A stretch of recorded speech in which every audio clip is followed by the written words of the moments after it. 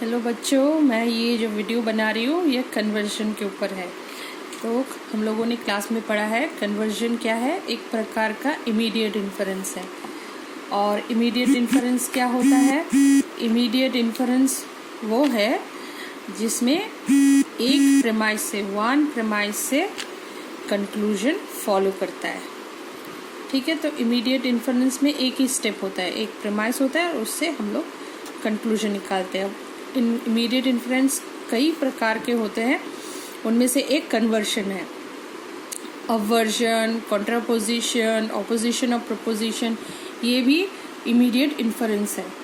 तो ये जो प्रेमाइस है conversion, in context of conversion, ये जो प्रेमाइस है इसको कहते हैं कन्वर्टेंट।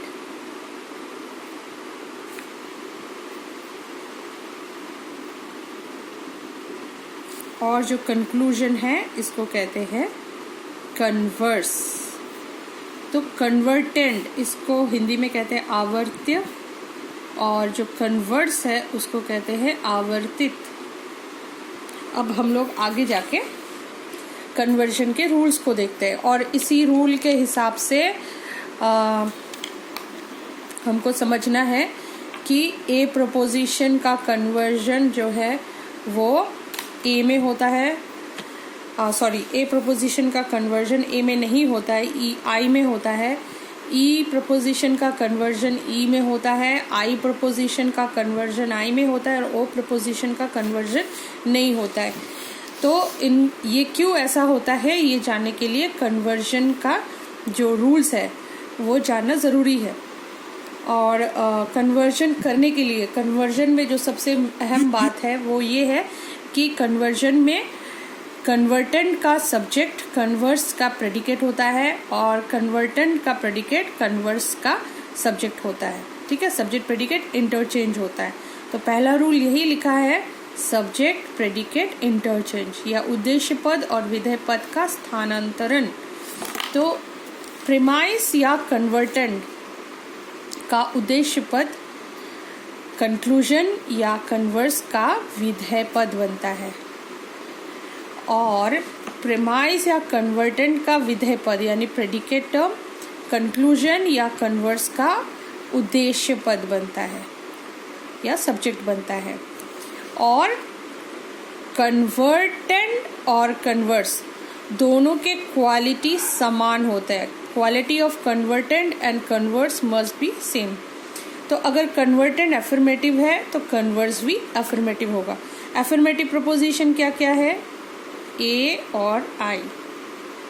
तो कन्वर्स भी, अगर कन्वर्टेंट अफर्मेटिव है तो कन्वर्स भी अफर्मेटिव ही होगा। और अगर कन्वर्टेंट नेगेटिव है, यानी कन्वर्टेंट की क्वालिटी जो है वो अगर नेगेटिव है तो कन्वर्स भी नेगेटिव ही होगा। तो नेगेटिव प्रपोजिशन क्या क्या है? ई प्रपोजिशन और ओ प्रपोजिशन।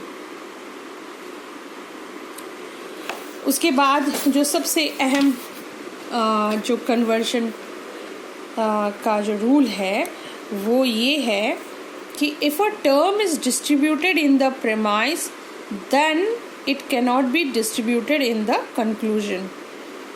इसका अर्थ क्या है? कन्वर्टेंट में उद्देश्य पद अव्याप्त हो तो कन्वर्स में व्याप्त नहीं हो सकता।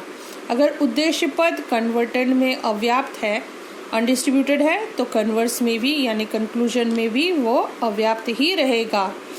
उसी प्रकार कन्वर्टेंट में अगर विधेय पद अव्याप्त है तो कन्वर्स यानी कंक्लूजन में भी वो अव्याप्त रहेगा, व्याप्त नहीं हो सकता है। ये बहुत महत्वपूर्ण रूल है कन्वर्जन का।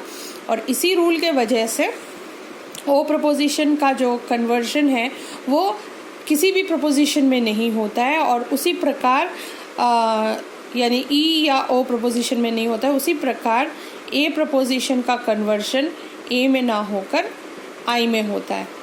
उसके पीछे कारण ये रूल बनता है।